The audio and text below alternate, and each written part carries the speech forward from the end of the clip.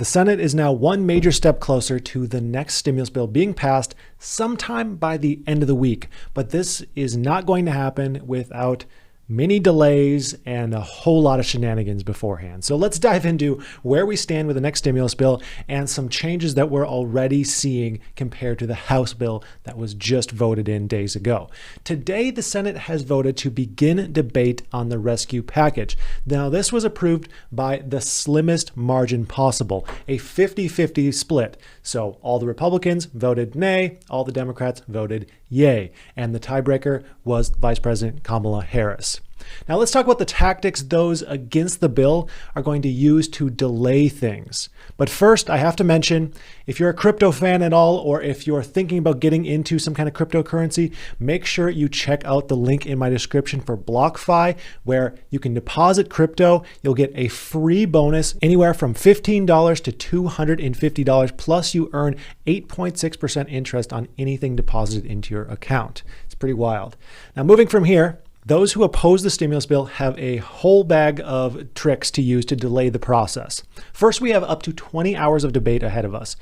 But that debate won't begin right away. This is because Senator Ron Johnson has asked Senate clerks to read the entire 628-page stimulus bill out loud before the debate starts. Now, typically, the reading of a bill out loud is skipped and just considered an unnecessary formality that we just don't do anymore. Usually, the clerk would just read the title of the bill, and then you start debate or you start voting or whatever the next proceedings are. This is going to cause several hours of delay, like 5 to 7 hours of delay. I mean, that's like reading, 2 Harry Potter books out loud. I mean, I don't even know how many pages a Harry Potter book is, but plus the text here.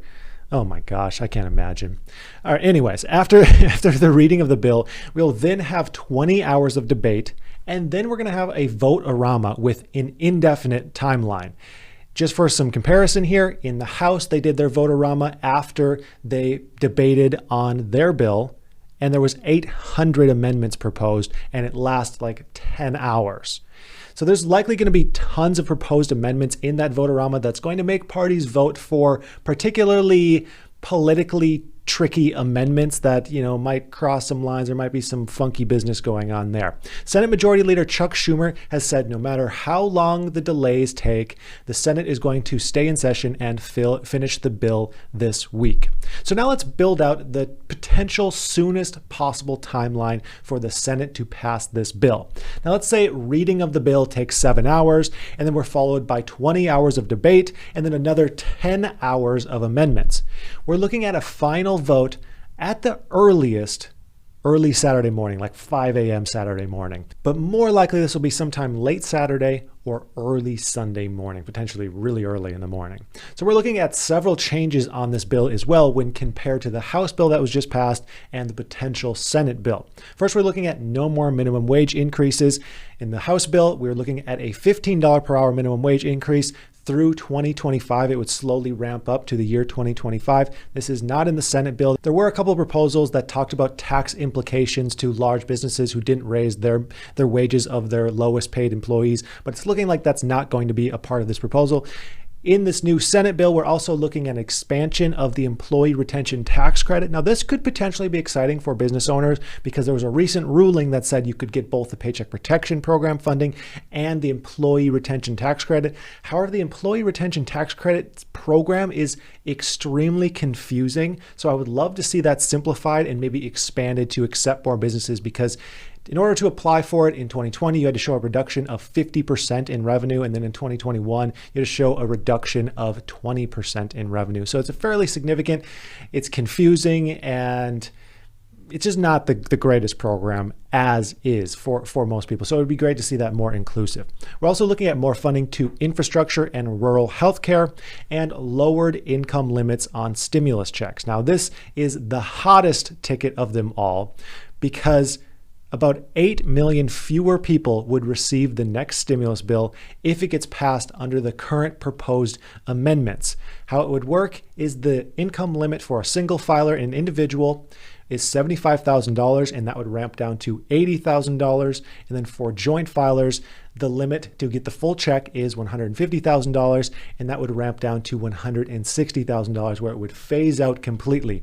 So 8 million people wouldn't receive any form of stimulus check who are above $80,000 in adjusted gross income for single filers and $160,000 for joint filers. So we are set for an absolutely chaotic, I just smacked my fork over here, I was just eating lunch, an absolutely chaotic next few days. And then after this gets passed in the Senate, which still seems like it will very likely get passed in the Senate, it will then go back to the House, where I assume it will be debated on and voted through relatively swiftly.